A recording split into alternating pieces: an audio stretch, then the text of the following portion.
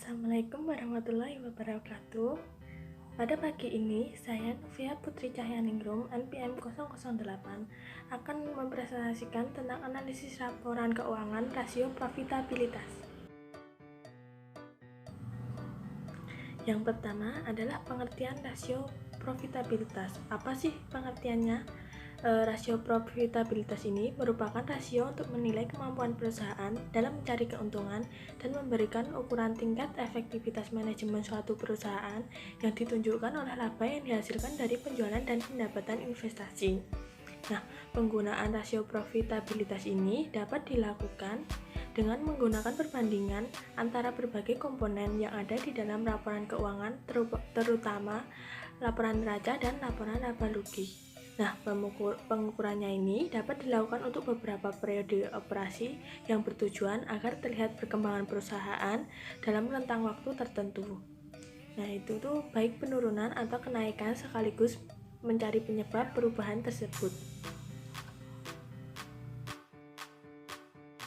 Nah, yang slide selanjutnya adalah apa sih tujuan dan manfaat rasio profitabilitas itu?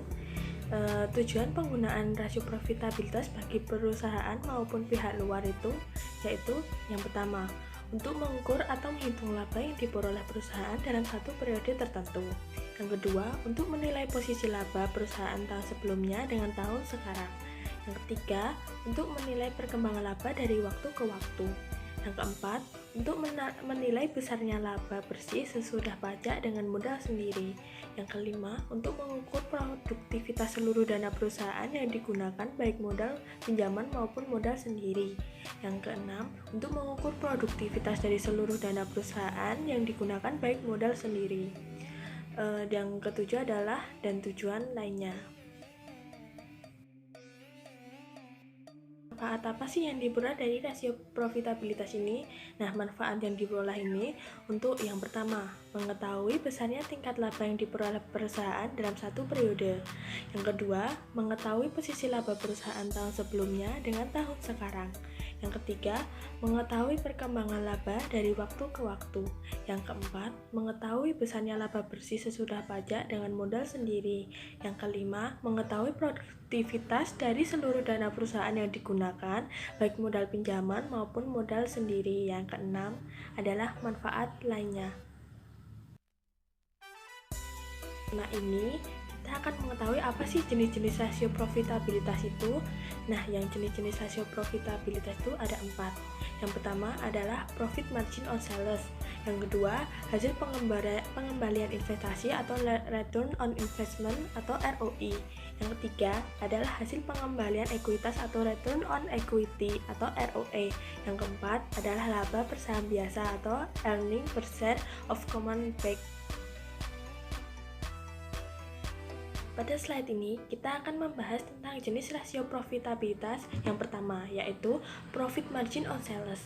Nah, profit margin on sales atau rasio profit margin atau margin laba atas penjualan merupakan salah satu rasio yang digunakan untuk mengukur margin laba atas penjualan.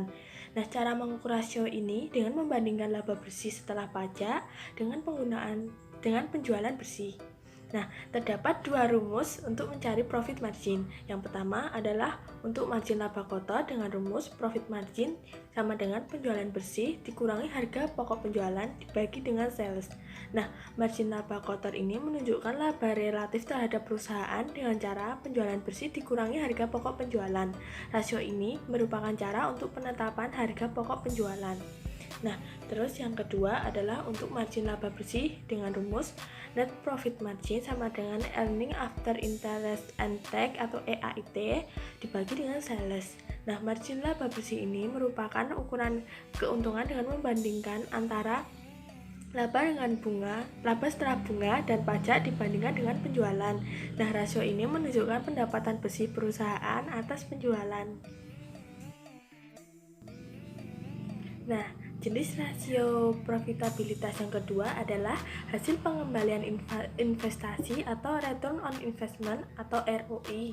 Nah, return on investment atau return on total asset merupakan rasio yang menunjukkan hasil return atas jumlah aktiva yang digunakan dalam perusahaan dan ukuran suatu efektivitas manajemen dalam mengelola investasinya.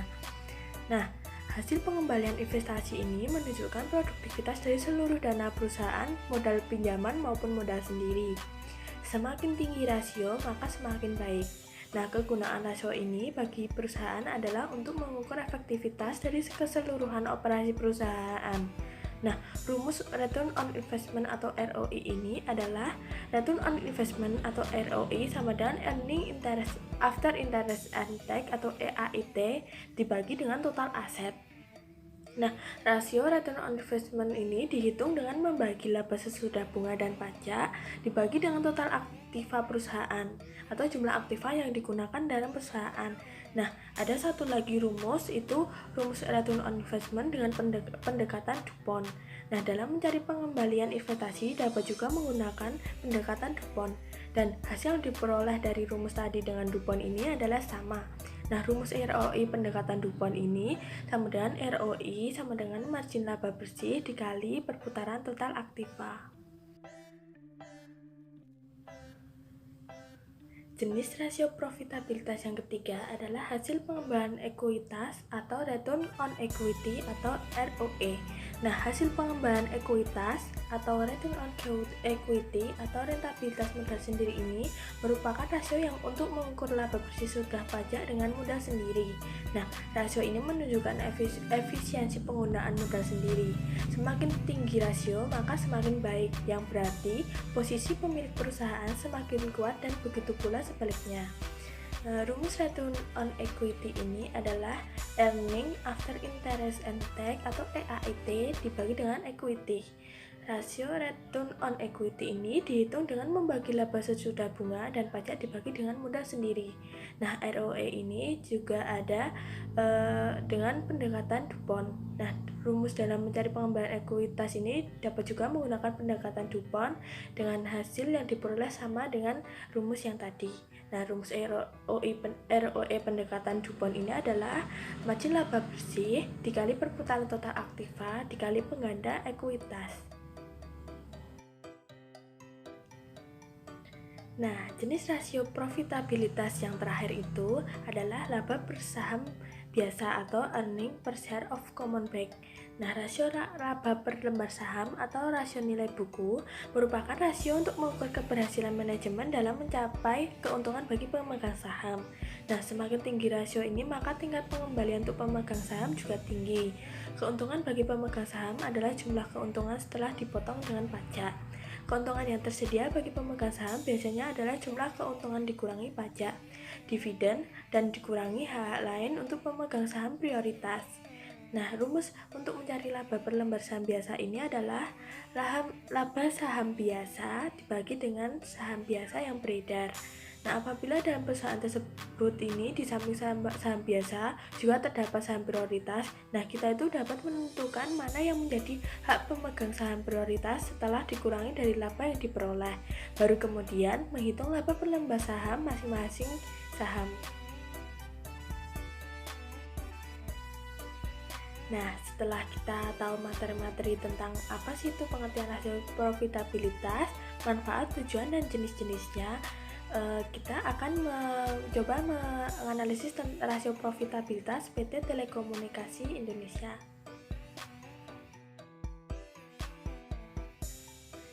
Nah, pada laporan keuangan PT Telekomunikasi Indonesia ini, kita mendapatkan data dalam miliar rupiah itu tahun 2018, jumlah aset lancarnya itu sebanyak 43268. Terus jumlah aset tidak lancarnya ada 162928. Terus jumlah total asetnya 206.196. Jumlah liabilitas jangka pendeknya itu ada 46261, jumlah liabilitas jangka panjangnya ada 42632, dan total liabilitasnya itu ada 88893. Tambah jumlah ekuitas 117303, berarti jumlah ekuitas dan liabilitasnya diketahui sebesar 206.196. Dan tahun 2019 dalam miliar rupiah ini diketahui jumlah aset lancarnya itu ada 41722, jumlah aset tidak lancarnya ada 179486, jumlah total asetnya itu ada 221208.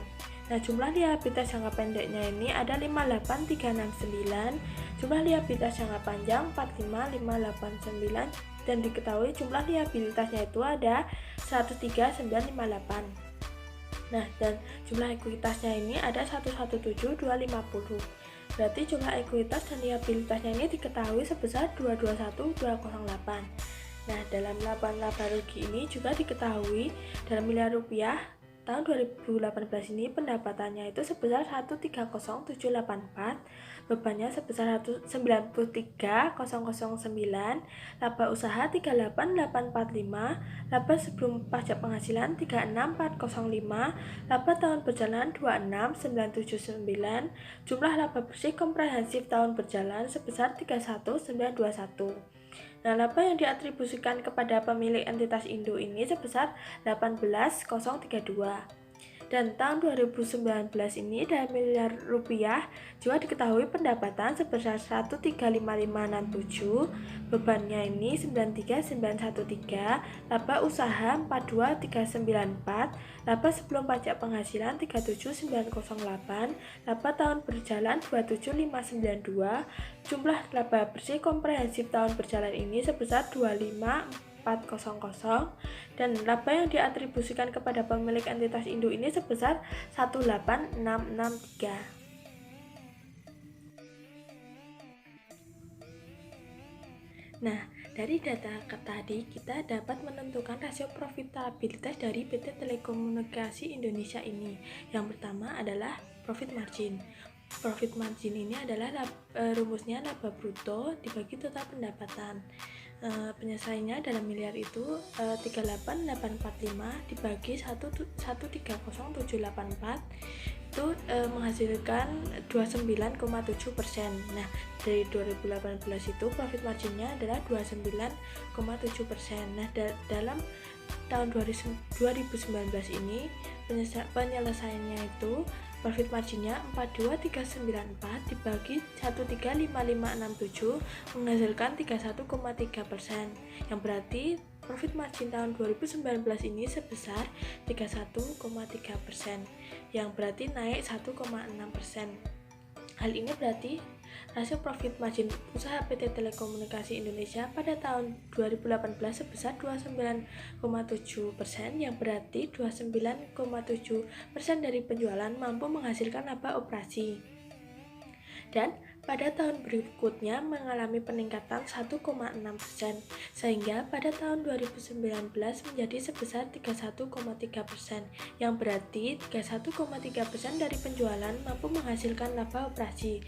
Dilihat dari rasio profit margin PT Telekomunikasi Indonesia ini terbilang stabil, sehingga dapat dikatakan PT Telekomunikasi Indonesia ini memiliki manajemen yang bagus dalam menekan biaya-biaya operasional perusahaan, sehingga biaya-biaya operasional perusahaan ini tidak membengkak. Yang kedua adalah return on investment ROI atau disebut juga dengan return on total asset atau ROA. Nah, rumusnya ini adalah laba tahun berjalan dibagi jumlah aset. Pada penyelesaian tahun 2018 ini ada 26979 dibagi 213702. Nah, ini menghasilkan angka 12,6%, yang berarti tahun 2018 ini return on investment ROI atau return on total asset ROA-nya ini sebesar 12,6%. Nah, pada tahun 2019 ini diketahui 27592 dibagi 213702 menghasilkan angka 12,9%. Nah, berarti tahun 2019 ini return on investment ROI atau return on total asset ROA tahun 2019 sebesar 12,9%, yang berarti naik 0,3%. Hal ini berarti perhitungan return on investment ROI atau return on aset ROA tahun 2018 menunjukkan bahwa tingkat pengembalian investasi yang diperolehnya ini sebesar 12,6%. Kemudian pada tahun 2019 meningkat menjadi sebesar 12,9%, yang berarti hasil pengembalian investasi ini meningkat sebesar 0,3%, dan ini menunjukkan kemampuan manajemen untuk memperoleh return on investment ROI atau return on asset ROA. Nah, yang ketiga adalah return on equity atau ROE, yang rumusnya ini berarti laba tahun berjalan dibagi jumlah ekuitas. tahun 2018 ini penyelesaiannya dalam miliar berarti 26979 dibagi 117.303 sama dengan 23%, yang berarti tahun 2018 ini return on equity-nya atau ROE-nya ini sebesar 23%. Nah, dan dalam tahun 2019 ini return on equity-nya ini dan penyelesaiannya ini sebesar 27592 dibagi 117.250, yaitu sebesar 23,5%, yang berarti tahun 2019 ini return on equity atau ROE-nya ini sebesar 23,5%, yang berarti naik 0,5%. Nah, berarti perhitungan return on equity ROE tahun 2018 ini menunjukkan bahwa tingkat pengembalian ekuitas yang diperolehnya ini sebesar 23%. Kemudian, pada tahun 2019 ini meningkat menjadi sebesar 23,5%, yang berarti hasil pengembalian ekuitas meningkat sebesar 0,5%, dan ini menunjukkan kemampuan manajemen untuk memperoleh return on equity atau ROE seiring dengan meningkatnya return on investment ROI atau return on asset atau ROA. Yang terakhir ini ada yang keempat, earning per share of common stock, yang berarti dengan rumus laba saham biasa dibagi saham biasa yang beredar. Nah, dalam penyelesaian 2018 ini adalah 18.032 miliar dibagi dengan 99.062216599 yang menghasilkan 182,027 rupiah dan dibulatkan menjadi 182,30 rupiah, yang berarti tahun 2019 earning per share of common stock-nya ini sebesar Rp 182,30. Nah, dan dalam tahun 2019 ini penyelesaiannya ini adalah 18663 miliar dibagi dengan 99.062216599 dan menghasilkan angka sebesar 188,3967 dan dibulatkan menjadi 188,40, yang berarti pada tahun 2019 ini earning per share of common stock-nya ini Rp 188,40, yang berarti naik Rp 6,1. Nah, berarti kondisi laba per saham biasa ini meningkat sebanyak 6,10 per lembar saham dari tahun 2018 sebesar 182,30 per lembar saham, dan pada tahun 2019 menjadi sebesar Rp 18840, yang berarti kemampuan perusahaan untuk mencari keuntungan dapat dikatakan berhasil, sehingga dari hasil perhitungan tersebut terlihat bahwa kesejahteraan pemegang saham meningkat walaupun peningkatannya tidak terlalu besar. Terima kasih atas perhatiannya, kurang lebihnya mohon maaf. Demikian akhir presentasi saya, semoga bermanfaat. Wassalamualaikum warahmatullahi wabarakatuh.